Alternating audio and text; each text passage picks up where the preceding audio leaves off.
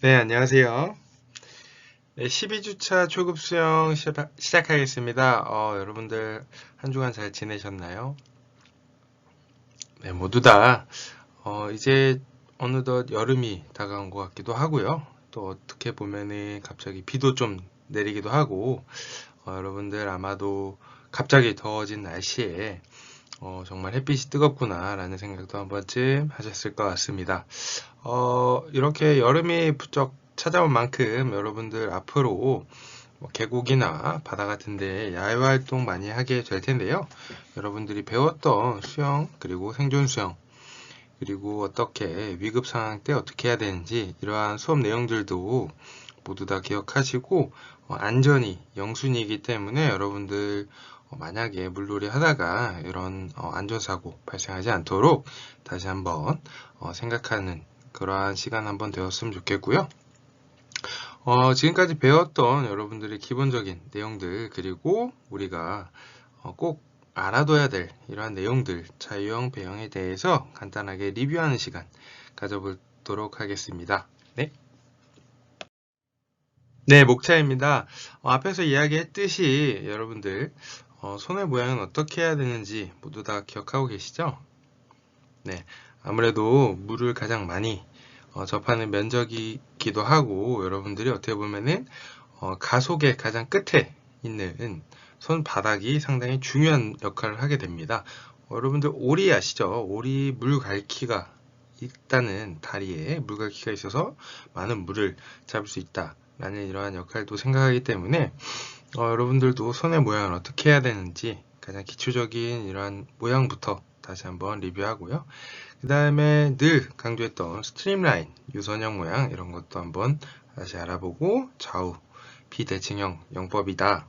자유형과 배형이 약간 이러한 것도 한번 다시 한번 알아보고요. 공통점 이런 것도 한 번 더 여러분들이 기억하면서 우리가 배웠던 자유형 배형에 대해서 조금 어떻게 보면 이제 종합적으로 이해를 하고 숙지가 좀 필요하다고 생각이 듭니다. 그다음 다양한 연습 도구, 국내에서는 볼 수 없지만 해외에서는 사용하는 연습 도구들도 있다는 거. 여러분들이 이러한 다양한 도구를 통해서 이 도구가 무엇을 원하고 어떠한 역할을 하는지 이런 걸 알게 된다면 여러분들이 나중에 수영 연습을 할 때 다양한 도구들을 보더라도 그 역할이나 활용도 이런 거에 대해서 한번 다시 생각할 수 있다고 듭니다. 그 다음 다양한 연습법, 스타트법 이런 것도 다시 한번 리뷰하고요. 배영에 대해서도 한번 더 자세히 같이 알아보고 콤비네이션 동작을 할 때 뭔가 대각선에 뭔가 이렇게 공통점 혹은 같은 쪽의 공통점 이게 왜 할까? 라는 여러분들이 한번 좀 생각을 고뇌를 한번 하게 되면은 그 속에서 어떠한 과학적인 원리들이 있고 우리는 그러한 원리를 이용해서 요령이 어떻게 보면 생기겠죠. 그냥 하는 게 아니라 여러분들이 할 때 어떻게 보면은 강한 혹은 조금의 약간의 템포 이런 거한 요령을 여러분들이 한번 좀 생각하면서 하게 되면은 그냥 하는 것보다 조금 더 재밌게 여러분들이 할 수 있다고 생각이 듭니다.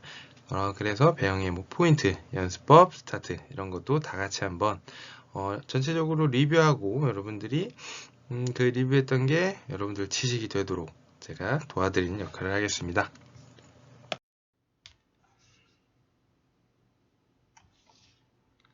네, 첫 번째 손의 모양입니다. 자유형 수업 중 간략하게 손의 모양에 대하여 설명해 드렸었는데요. 혹시 기억나시나요? 오늘은 보다 자세하게 손의 모양에 대해서 알아보겠습니다. 수영에서 대부분의 추진력을 손을 저어서 얻을 수 있는데 그러기 위해서는 대량의 물을 효율적으로 등 뒤로 보낼 수 있는 손 모양이 중요합니다. 손가락의 간격을 정확히 혹은 적당히 유지하면 물을 많이 캐치할 수 있게 됩니다. 손가락 사이를 몇 밀리미터만 벌리면 물이 손가락 사이로 빠져나갈 일이 없는 적절한 손 모양이 됩니다. 너무 붙여도 안 되고요. 너무 벌려도 안 됩니다.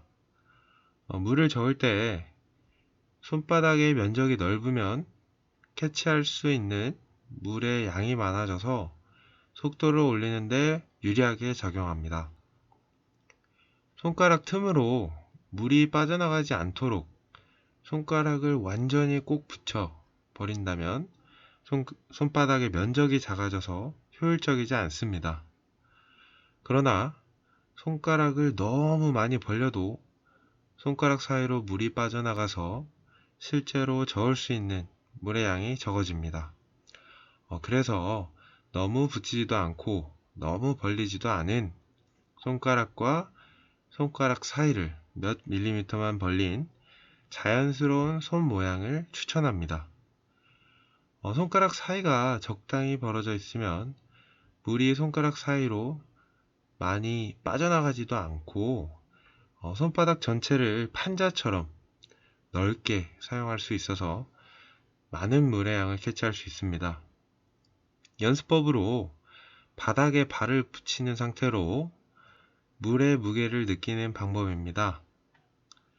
손 모양이 다르면 젓는 물의 양도 달라집니다. 수영장 안에서 선체로 팔을 직접 저어보면 확연히 실감할 수 있습니다. 이렇게 하면 실제로 수영을 하면서 팔을 저을 때 손 모양과 물을 잡는 감각에 더 집중할 수 있게 됩니다. 이러한 손 모양이 중요한 이유는 자유형과 배영의 추진력은 팔에 상당히 많은 의존을 하기 때문입니다.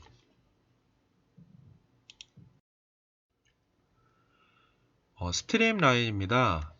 수업 중 스트림라인에 대해서 몇 번 언급을 했었는데요. 오늘은 자세히 스트림라인을 어떻게 만드는지 알아보겠습니다. 스트림라인의 정의는 유선형으로 하는 동작을 이야기합니다. 예로 돌고래나 펭귄 등 물속을 재빠르게 헤엄치는 동물의 유선형 자세를 아시나요? 이러한 원리로 저항을 받지 않는 스트림라인은 모든 수영의 기본이 되는 중요한 요소입니다. 사진처럼 손끝에서 발끝까지 일직선이 된 자세를 취하는 것이 좋습니다.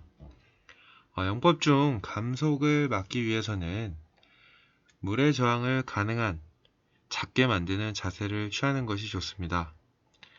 올바른 스트림라인 자세를 취할 수 있게 되면 물에 저항받는 면적이 작아지기 때문에 계속해서 수평으로 떠 있을 수 있습니다. 반면 벽을 차고 스트림라인을 유지하는 연습에서 올바른 스트림라인이 유지되지 못하면 물의 저항을 받아서 바로 정지하게 됩니다.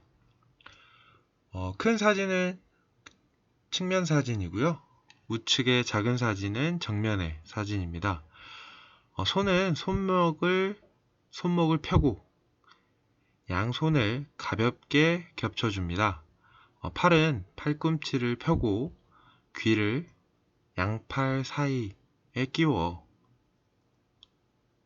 그렇게 쭉 펼쳐줘야 됩니다.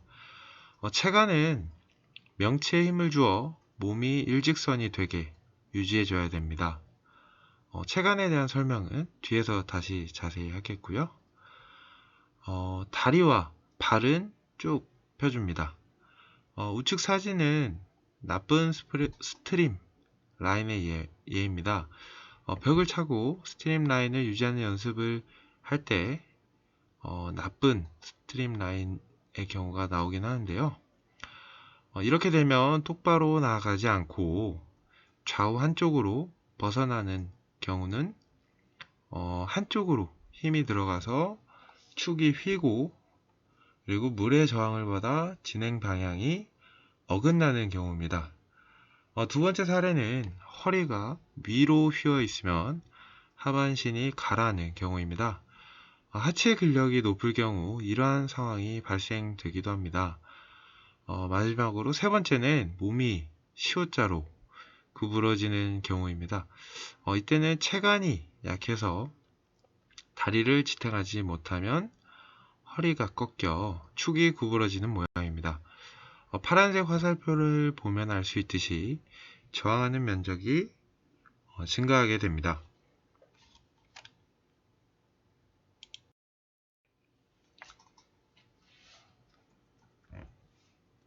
스트림라인에 대한 부가 설명입니다.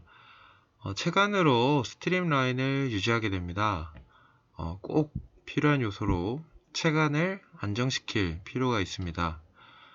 체간이 팔이나 다리를 지탱하는 역할을 하기 때문에 굉장히 중요하다고 할 수 있습니다. 우리가 많이 알고 있는 코어보다 더 넓은 개념입니다. 어깨부터 고관절까지를 가리키고요. 체간 안에는 대흉근과 복근군이 있습니다. 대흉근은 가슴 좌우에 있는 근육으로 힘찬 스트로크를 만들어냅니다. 복근군은 복부에 있는 근육으로 복직근, 장요근, 그리고 외복사근 등으로 구성되어 있습니다. 이러한 근육들은 체간의 전면에 핵심이 되는 부분들입니다. 이외에도 배근군은 등에 있는 근육으로 광배근, 승모근 등으로 구성되었으며 체간 등 쪽의 핵심 근육입니다. 마지막으로 대전근은 엉덩이 근육으로 킥을 할 때 사용하게 됩니다. 수영은 전신의 근육을 사용한다고 표현합니다. 하지만 모든 근력을 발달시킨다고 수영 실력이 향상되는 것은 아닙니다. 그 중에서 의식해야 할 것은 체간의 근육입니다. 체간이 물의 저항을 적게 받는 스트림라인을 만들 때 일직선으로 편 팔과 다리를 지탱하는 역할을 하기 때문입니다. 만약 체간을 구성하는 근육량이 적으면 다리를 장시간 지탱하지 못해서 하반신이 가라앉아 물의 저항을 크게 받게 됩니다. 정리하자면 체간이란 복근군과 배근군을 단련하여 균형 있는 스트림라인을 유지할 수 있습니다. 우측 사진은 올바른 스트림라인의 모양과 나쁜 스트림라인의 비교 사진으로 체간의 근육량에 따라 유지되는 라인과 근력이 부족해 다리를 지탱하지 못하고 하반신이 내려가는 사진입니다.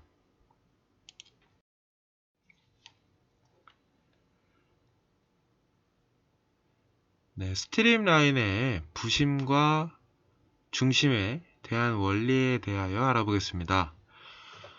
중심이란 부력이 작용하는 점이고 부심이란 부력이 작용하는 점입니다. 이러한 두 점을 가깝게 하면 똑바로 뜰 수 있게 됩니다. 올바른 스트림라인을 위해서는 중심과 부심을 최대한 가깝게 해야 합니다.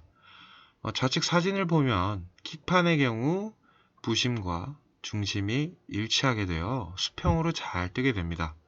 하지만 인체의 경우 중심과 부심이 보통 2cm에서 5cm 떨어지게 있게 됩니다. 중심은 여러분의 그 배꼽 아래, 배꼽 바로 앞에 위치하게 되며 부심은 배꼽 위에 위치하게 됩니다. 부심이 중심에 가까울수록 몸이 수평으로 뜨기 쉬워지고 부심이 중심에서 멀어질수록 몸은 중심이 있는 쪽으로 가라앉게 됩니다. 중앙의 사진을 보게 되면 스트림라인을 통하여 중심과 부심이 가까운 사진입니다. 중심이 떨어진 경우 몸에 회전이 생겨 다리가 내려가게 됩니다. 중심을 부심에 가깝게 하려면 가령 다리의 근육량이 많으면 중심의 위치가 내려가고 부심과 중심의 간격이 넓어지기 때문에 하반신이 가라앉게 됩니다. 그럴 때에는 어깨에 힘을 꽉 주고 팔을 펴면 중심이 위로 이동하면서 부심에 가까워져 몸이 뜨기 쉬워집니다. 또한 상반신 단련을 통하여 근육량을 늘려서 다리의 근육량과 비슷하게 만드는 것도 중심을 위로 옮기는 방법 중 하나입니다. 수영 영법은 크게 두 가지로 나뉘어집니다. 우리가 배웠던 자유형과 배형에 대한 설명인데요. 좌우 비대칭형이 자유형과 배형을 뜻하고요. 그리고 나머지 좌우 대칭형이라고 표현을 합니다. 좌우 비대칭형은 우리가 배웠던 영법들이고 나머지 평형과 접형이 좌우 대칭형 영법이구나 정도만 알고 넘어가면 됩니다.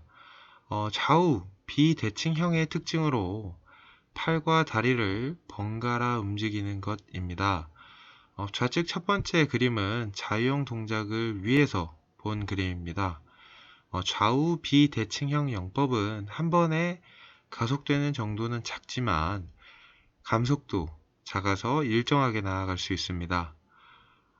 좌우 비대칭형의 영법은 대칭형인 평형이나 접형에 비하여 추진력이 크지는 않지만 앞에서 설명한 것과 같이 양쪽 팔을 번갈아서 추진하기 때문에 규칙적인 가속이 반복이 됩니다.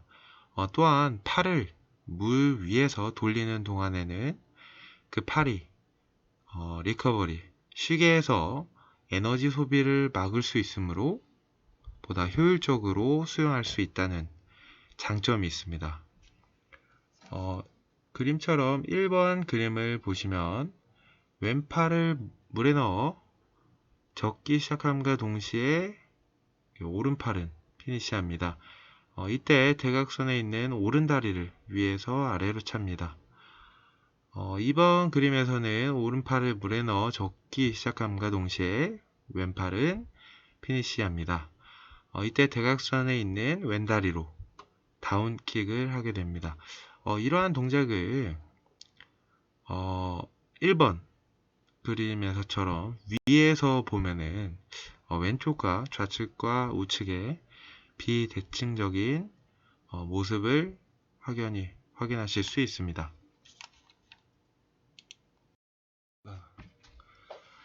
지금까지 배운 자유형과 배형의 공통점에 대하여 알아보겠습니다. 첫 번째 그림은 두 영법의 모두 좌우 번갈아 팔과 다리를 움직이는 그림입니다. 자유형과 배형, 다른 영법에 비하여 팔로 커다란 추진력을 만들어낸다는 공통점이 있습니다. 두 번째 그림처럼 두 영법 모두 팔로 인한 롤링이 이루어집니다. 또한 두 영법 모두 가속과 감속의 경사가 대칭형 영법에 비하여 작습니다. 그러나 한쪽 팔로 가속한 후 곧바로 다른 한쪽 팔로 가속할 수 있기 때문에 규칙적으로 가속이 반복되게 됩니다.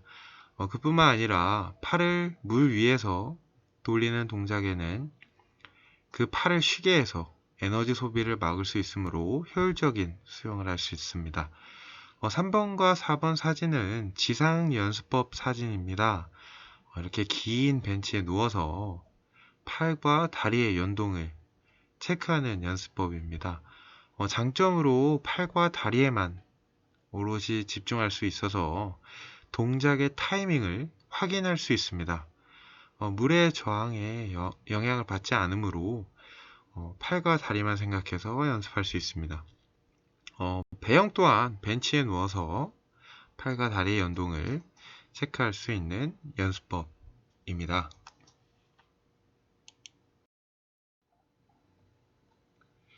연습에서 사용하는 도구입니다. 앞으로 수영장에 가시면 보게 될 도구들입니다. 만약 보게 된다면 저 도구는 저런 역할을 하는 거구나 라고 이해를 돕기 위해서 알려드리겠습니다. 대중적으로 많이 알고 있는 킥판 이외에도 많은 도구들이 있습니다. 풀 V란 하반신을 뜨게 하기 위해 허벅지에 끼워 사용하는 도구입니다. 풀 V를 통하여 발차기를 의식하지 않고 상체 동작에만 더 집중할 수 있다는 장점이 있습니다. 다음 패들은 캐치 감각을 익히는 도구로 훨씬 많은 물을 캐치하는 감각을 익힐 수 있습니다. 핀은 오리발의 역할로 플러터킥, 배웠었던 플러터킥의 감각을 보다 확연히 느낄 수 있습니다. 튜브는 배영 연습법에서 나왔었는데요. 어시스트 스윙으로 지상에서 당겨주어 물의 저항과 빠른 템포의 수영을 느낄 수 있습니다. 우측 스펀지는 패러슈트가 없을 때 레지스트 스임 도구로 앞으로 나아가는데 저항을 줍니다. 마지막 패러슈트는 흡사. 예를 들어 육상 선수가 발목에 모래 주머니를 차듯 근육량 증가와 스피드 향상에 도움을 주는 역할을 하게 됩니다. 자유형 연습법입니다. 앞에서 이야기한 도구를 통하여 연습하게 되는데요. 왼쪽 사진은 한쪽 손 패들풀, 같은 쪽 발에 핀 하는 킥 연습입니다. 빠른 타이밍으로 힘찬 캐치를 할 수 있게 되는 연습법입니다. 사진처럼 왼쪽에만 장비를 착용하게 됩니다. 핀은 뒤쪽으로 보내는 물의 양을 늘려주기 때문에 추진력이 커집니다. 그렇게 되면 패드를 끼운 손가락 끝을 아래로 살짝 기울이는 것만으로도 편하게 캐치할 수 있습니다. 따라서 입수 후 바로 캐치하는 연습이 됩니다. 이 동작은 견갑골에서 팔꿈치까지를 사용해서 쭉 펴고 힘차게 젓는다는 표현을 하였는데요. 저는 의식적으로 어깨를 더 앞으로 빼준다고 표현합니다. 두 번째 사진은 왼쪽 패들 그리고 오른발 핀을 착용하고 연습하는 사진입니다. 이러한 장비 착용으로 스트림라인 자세를 취할 수 있게 됩니다. 입수 후 자세가 펴지게 되고 올바른 스트림라인을 의식할 수 있게 됩니다.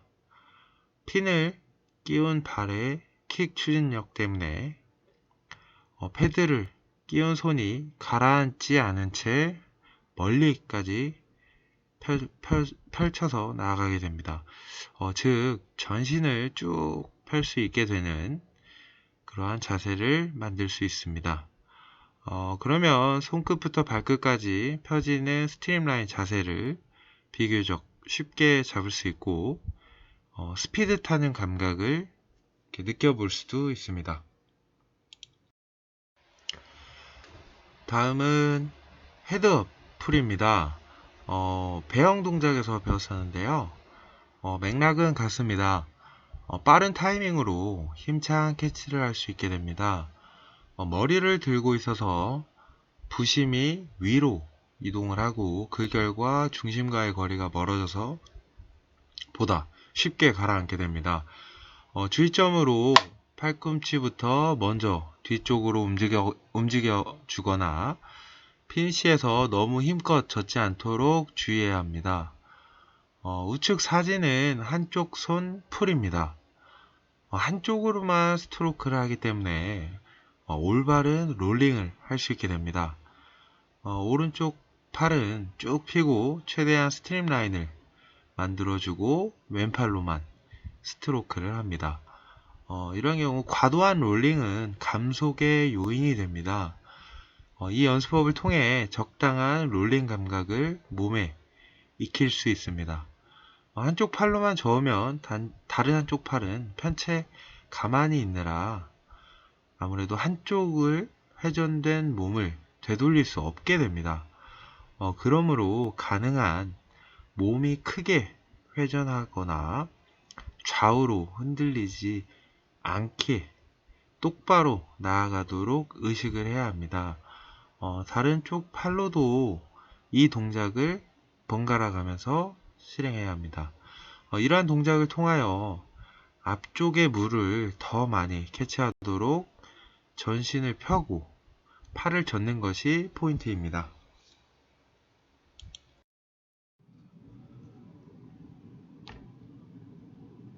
다음은 어시스트 스윙과 레지스트 스윙입니다. 배영 연습법에서 언급한 적이 있었는데요. 원리는 같습니다. 어시스트 스윙을 통하여 스트로크와 킥의 정확한 타이밍을 몸에 익히게 됩니다. 튜브를 당기기 때문에 보다 빠른 속도로 더욱 커다란 저항을 몸에 받습니다. 이러한 과정을 통하여 저항이 적은 자세로 수영할 수 있게 됩니다. 레지스티 스윙을 통하여 스트로크와 킥의 정확한 타이밍을 몸에 익히게 됩니다. 배영 연습법과 비슷하게 패러슈트를 사용하기도 합니다. 이때 풀 부위를 통하여 상체 스트로크에 대한 훈련을 좀 더 주의를 집중해서 상체만 느낄 수 있습니다. 그리고 마지막 사진은 스펀지를 이용하여 레지스트 스윙 연습하는 사진입니다. 아무래도 패러슈트와 같은 원리로 연습을 하게 됩니다.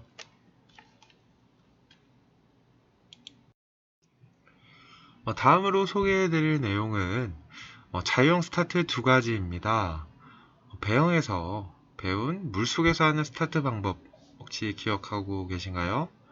네, 벽을 밀치며 누우며 하는 스타트법이 있었고 방법으로는 상체를 벽 쪽으로 기울이며 이렇게 스타트하는 방법과 물속에 엉덩이를 넣고 뒤로 살짝 기울인 상태에서 하는 스타트 방법이 있었습니다. 이번에는 자유형 스타트 방법 두 가지 이지만 이게 또 평형 접영에도 똑같은 스타트 방법입니다. 가볍게 용어를 익히는 정도로 그리고 이러한 스타트 방법이 있다는 것을 알고 그리고 원리에 대해 알아보는 시간을 가지겠습니다. 원리는 간단합니다. 멀리서 뛰는 그래브 스타트 그리고 재빠르게 뛰는 크라우칭 스타트입니다. 멀리 뛰는 그래브 그리고 재빠르게 뛰는 크라우칭 이렇게 두 가지라고 생각하시면 편하고요. 먼저 그래브 스타트부터 소개해 드리겠습니다. 그래브 스타트는 아까 이야기했듯이 양발을 모으고 출발하는 것으로 두 다리 근력을 동시에 사용할 수 있으므로 더 멀리 뛰어들 수 있는 쉬운 자세입니다. 이 자세의 장점은 공중에서 큰 스피드를 얻을 수 있다는 점이 있습니다. 다만 몸을 중력에 맡기고 넘어뜨린 다음에 점프하기 때문에 출발대를 차는 타이밍을 계산하기가 어렵다는 단점이 있습니다. 몸이 수면과 평행이 되는 타이밍에 출발대를 차는 것이 포인트입니다. 3번 사진에서처럼 몸이 수면에 평행이 될 때까지 기다려야 하는데요.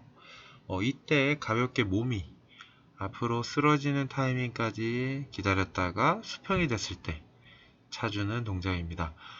주의점으로 입수시 각도를 너무 낮게 하면은 바닥과의 충돌 우려가 있기 때문에 이게 굉장히 상해의 위험이 있기 때문에 지도자의 지도 혹은 어느 정도 숙련이 된 후 이렇게 다이빙 연습을 해야 됩니다. 다음은 크라우칭 스타트입니다. 앞에서 그래브 스타트가 양발을 모았다면 크라우칭 스타트는 앞뒤로 엇갈리게 발을 놓습니다. 사진처럼 디딤판이 있다면 크라우칭 스타트를 하는 것이 효과적입니다. 크라우칭 스타트는 자신의 의지대로 출발대를 찰 수 있기 때문에 거침없이 빠르게 뛰어들 수 있습니다. 양쪽 다리 근력을 동시에 사용할 수는 없기 때문에 그래브 스타트만큼 빠른 스피드로 뛰어들 수는 없지만 다이빙에 걸리는 시간을 단축할 수 있다는 장점이 있습니다. 중력에 몸을 맡기는 게 아니라 자신의 의지로 이렇게 움직임을 컨트롤할 수 있으므로 타이밍을 계산하기가 쉽습니다. 다만 그림처럼 디딤팔이 있으면 좋지만 디딤팔이 없다면 그래브 스타트가 훨씬 효과적입니다. 스타트 방법에 대하여 지금 알아봤는데요. 앞으로 TV나 수영 시합을 보게 될 때, 저건 두 발 모은, 그래브 스타트구나. 저건 재빠른 크라우칭 스타트를 구별할 수 있기를 바라겠습니다.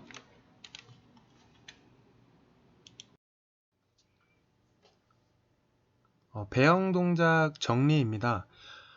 저번 시간에는 순차적인 동작이 아닌 구분 동작으로 첫 시간을 보냈었는데요. 이번 시간에는 구분 동작이 아닌 협용 동작으로 배영을 배워보겠습니다. 배영의 특징상 호흡 동작은 리듬을 무너뜨리지 않도록 팔의 움직임에 맞춰 적당한 타이밍에 숨을 들이쉬거나 내뱉어야 됩니다.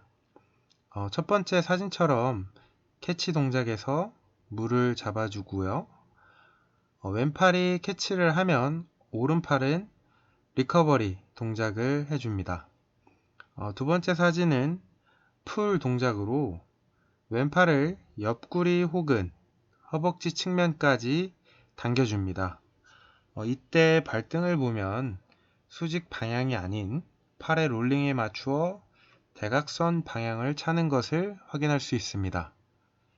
세 번째 사진은 피니쉬 동작으로 적기를 끝내고 물 위로 손을 내보내는 동작을 이야기합니다. 이때 힘을 빼고 가볍게 올려줘야죠. 4번 왼팔의 리커버리 동작입니다. 이때 오른팔은 물속에서 캐치와 풀을 하고 있고요. 왼팔이 어깨 위로 올라왔을 때 손바닥을 신체 바깥쪽으로 향해 새끼손가락부터 입수하는 것 기억해 주시고요. 왼팔이 입수를 시작하면 오른팔은 피니쉬를 하고 있습니다. 마지막으로 킥 동작을 보면 발목을 쭉 펴고 플러터 킥을 하는 모습을 볼 수 있습니다. 어떻게 찬다고 했었죠? 네, 맞아요. 깃발에 나붓기듯 차야 합니다. 다음은 콤비네이션입니다. 팔과 다리의 콤비네이션은 1번 그림처럼 오른손으로 물에 입수하면 왼팔은 피니쉬하고 동시에 반대쪽 왼발의 다운킥이 시작됩니다. 원리는 오른팔을 물속에 넣으면 대각선의 왼다리는 이렇게 롤링과 함께 왼다리는 떠오르게 됩니다. 유년 시절 시소 타보셨죠? 즉 한쪽이 내려가면 반대 측면은 상승하는 원리를 상쇄하기 위해서 오른팔을 입수할 때 그리고 롤링이 이루어질 때 왼다리가 뜨기 때문에 왼다리를 내려주어 상쇄시켜 줍니다. 두 번째 그림은 오른팔로 캐치하고 왼팔은 수면에 내놓으며 오른다리로 다운킥을 합니다. 이때 오른팔의 어깨와 팔의 무게중심이 오른쪽으로 이동하기 때문에 몸의 회전은 오른쪽으로 이동하며 물속으로 가라앉게 됩니다. 따라서 오른다리 다운킥의 반작용력으로 상쇄시켜 줍니다. 세 번째 그림은 오른팔로 밀고 왼팔은 리커버리, 왼다리는 다운킥을 합니다. 오른팔의 풀 동작을 상쇄하기 위해서 왼팔은 리커버리, 왼다리는 다운킥을 해주게 합니다. 1번 그림과 4번 그림은 동일한 원리로 이루어집니다. 비교해서 보면은 1번은 오른팔, 4번은 왼팔인 것을 확인할 수 있죠. 이 그림에서의 중요한 것은 1번과 4번 동작입니다. 눈을 감고 콤비네이션 동작에 대하여 한번 이미지 트레이닝 혹은 상상을 해보시길 바랍니다. 배영의 동작을 원통으로 생각해서 보면 이해하기 쉽습니다. 첫 번째 사진처럼 다리에 킥판을 끼고 팔에 스트로크만 하게 되면 다리의 동작이 이루어지지 않기 때문에 오른쪽으로 몸이 회전하게 됩니다. 밑의 사진은 오른손 캐치와 왼다리 다운킥으로 인한 반작용력으로 균형을 유지하고 있는 사진입니다. 그렇다면 지금까지 배운 자유형과 배영의 공통점에 대하여 알아보겠습니다.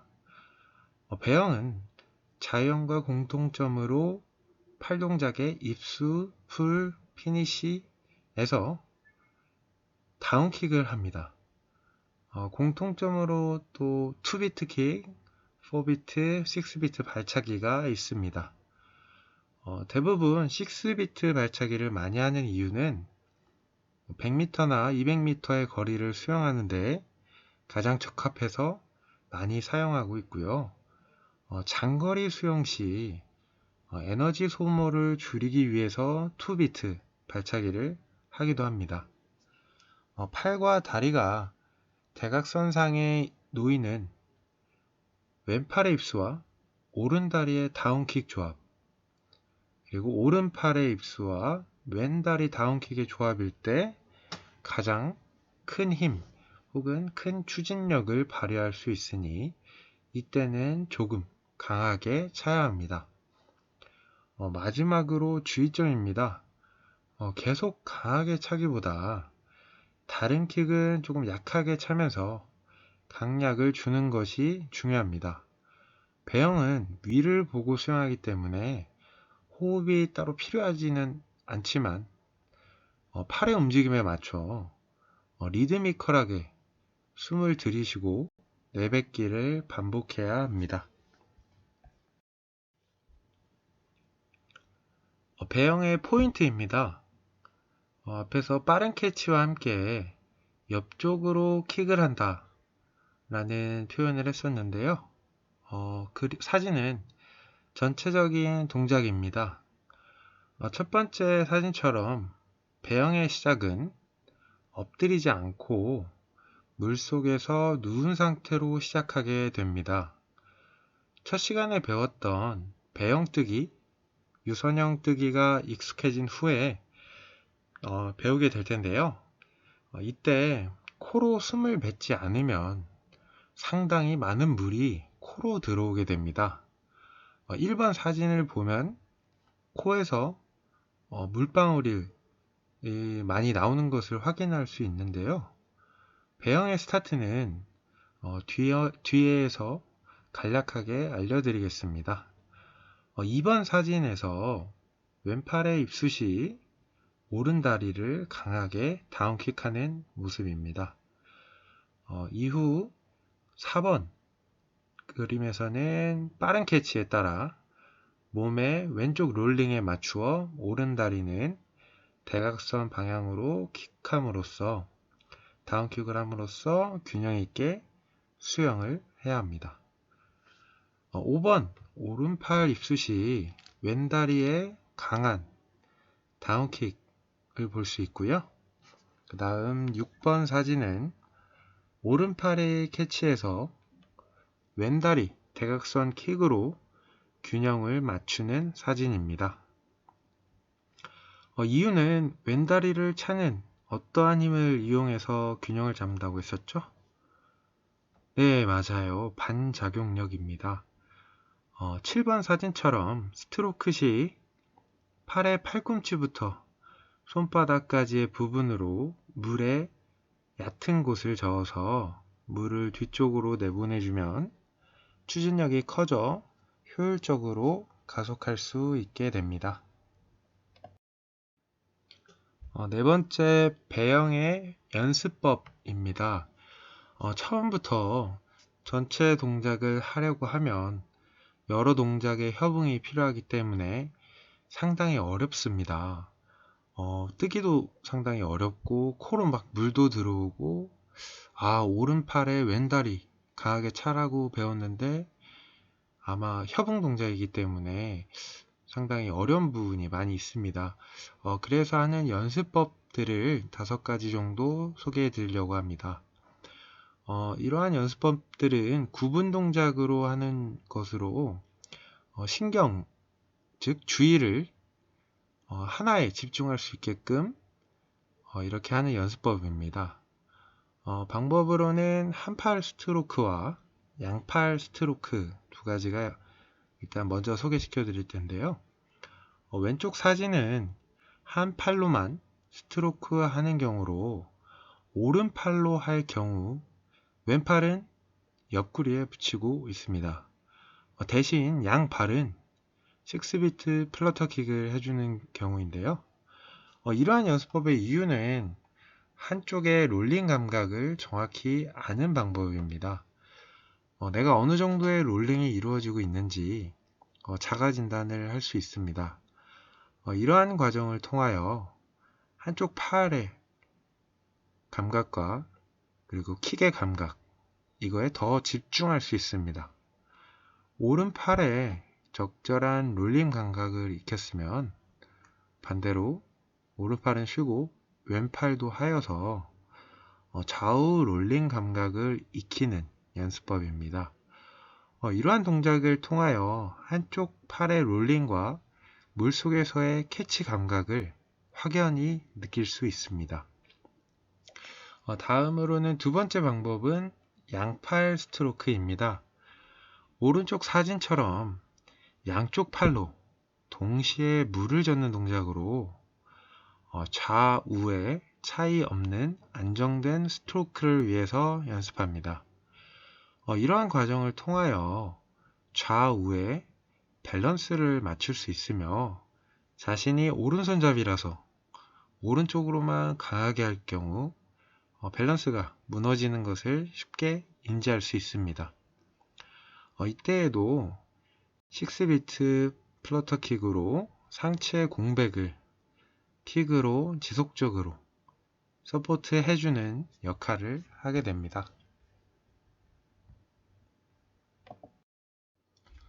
배영 연습법으로 나머지 3가지 방법을 더 알려드릴 텐데요. 왼쪽부터 헤더 풀, 그리고 어시스트 스윙, 레지스트 스윙, 이렇게 3가지가 있습니다. 헤더 풀은 머리를 평소보다 높이 들고 하는 영법으로 15m 정도 짧게 연습하는 동작입니다. 이러한 연습법을 하면 도움이 되는 점으로 빠른 타이밍으로 캐치를 할 수 있게 됩니다. 머리를 들고 있으면 부심이 위로 이동해서 중심과의 거리가 멀어지기 때문에 가라앉기가 쉽습니다. 가라앉지 않으려면 빠른 피치로 수영을 해야 합니다. 그 결과 빠른 캐치 감각을 익힐 수 있습니다. 빠른 캐치의 중요성은 속도 곡선 그래프의 비교를 통하여 다들 기억하고 있을 것이라고 믿습니다. 2번째는 어시스트 스윙입니다. 튜브로 끌어당기기 때문에 자기 힘으로 수영하는 것보다 더 빠른 속도로 수영하게 되어서 더욱 커다란 저항을 받습니다. 몸에 커다란 저항이 어디에서 느껴지는지 스스로 확인을 하고 가능한 한 저항이 적은 자세, 유선형 자세로 수영하는 법을 체득하게 됩니다. 또한 빠른 속도에 맞춰 힘찬 스트로크와 킥을 할 필요가 있습니다. 이 연습을 계속하면 정확한 타이밍으로 스트로크와 킥을 조합해서 불필요한 감속 없이 수영할 수 있게 됩니다. 마지막으로 레지스트 스윙입니다. 몸에 커다란 저항을 만들어내는 패러슈트를 끌어당겨 수영을 하면 팔로 큰 추진력을 만들어내는 연습을 할 수 있습니다. 이러한 저항에 맞서 한 번에 풀로 확실히 나아갈 수 있도록 손의 방향이나 혹은 스트로크 동작, 타이밍을 생각하며 수영하게 됩니다. 이 연습을 통하여 감속의 요소가 적은 효율적인 스트로크로 가장 효과적인 수영을 할 수 있게 됩니다. 처음 배영에 대해서 소개해 드릴 때 영법 중 유일하게 누워서 하는 영법이라고 설명했던 거 기억나시나요? 네, 모두들 알고 계실 거라고 생각됩니다. 자유형, 평형, 저병은 그래브 스타트 혹은 크라우칭 스타트를 하는데 배영만 물속에서 누우면서 시작하게 됩니다. 앞에서 이야기한 그래브 스타트와 크라우칭 스타트에 대한 궁금증이 생기실 것 같아서 밑에 용어 정리에 두 스타트에 대한 용어 정리를 했습니다. 배영은 물속에서 시작하기 때문에 다른 스타트들보다는 아무래도 상해 위험이 적습니다. 수영을 하는 데 있어 익사에 대한 사고도 많지만 잘못된 다이빙으로 인한 사고도 많습니다. 따라서 안전을 꼭 생각하면서 해야 합니다. 첫 번째 사진을 보시면 출발대를 잡고 양발을 벽에 붙여 자세를 취하게 됩니다. 두 번째, 몸을 들어 올리고 허벅지와 가슴을 바싹 붙이게 됩니다. 이러한 원리는 근수축과 빠른 이완으로 흡사, 제자리 멀리뛰기와 같다고 생각하시면 이해하기 편합니다. 이후 3번 사진처럼 몸을 뒤쪽으로 넘어뜨린다는 생각과 몸 전체로 벽을 차는 느낌으로 다리를 쭉 펴고 전신을 다 펴야 합니다.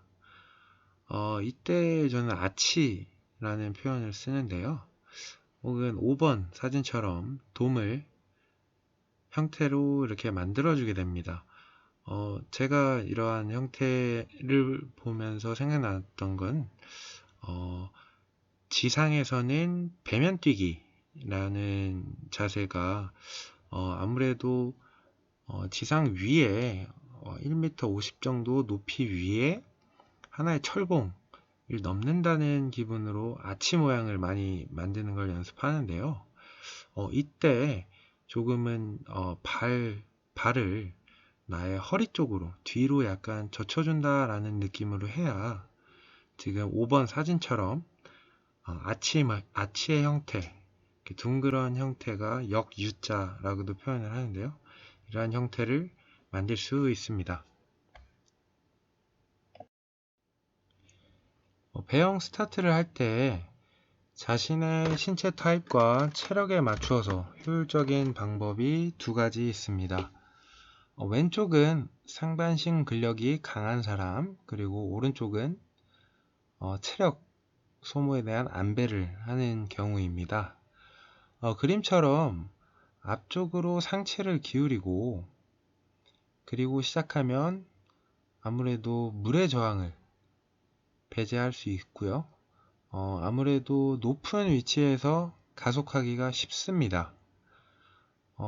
아무래도 수영이란 경기는 시간의 단축 경기이기 때문에 이러한 스타트로 가속이 빠르면 그만큼 기록 단축을 할 수 있습니다.